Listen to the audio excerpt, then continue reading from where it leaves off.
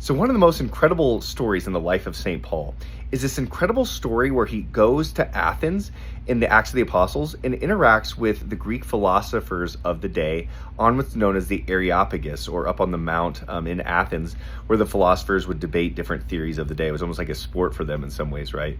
And so, in that time, we find St. Paul debating the two main schools of Greek philosophy at the time, one being the Epicureans and one being the Stoics. Okay. Now, in this story, what we see is St. Paul ascend the mount towards the Areopagus, and he sees this altar dedicated to an unknown god.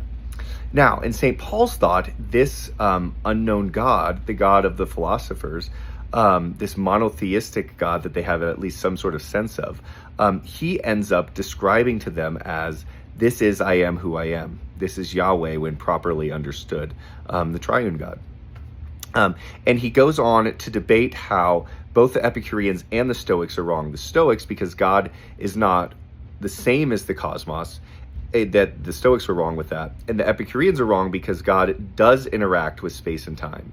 The Epicureans believed that God kind of created the cosmos, but didn't really have anything to do much with it. And the Stoics believed that the cosmos were God, both being wrong. Okay, so St. Paul says no to those. He says rather, God created the space-time universe, and he's distinct from it. However, he does interact intimately with it. Okay, and he gives that Judeo-Christian principle. Now, how this can speak to us today is we still exist in a world where this message is deeply needed.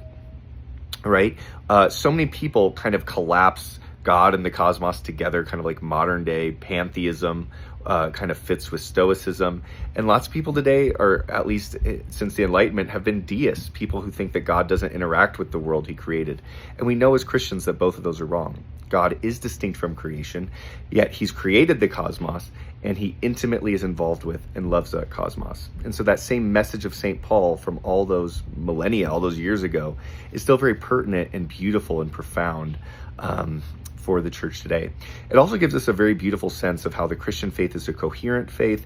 It's a faith where all disciplines come together to speak to the truth of God, and where we never have to live in cognitive dissonance, right? As Christians, we can always live in coherence between all the different disciplines of knowledge. And it also speaks to how we can do evangelism, how we can take something that somebody might understand and relate that back to Orthodox, Nicene, and Catholic Christianity.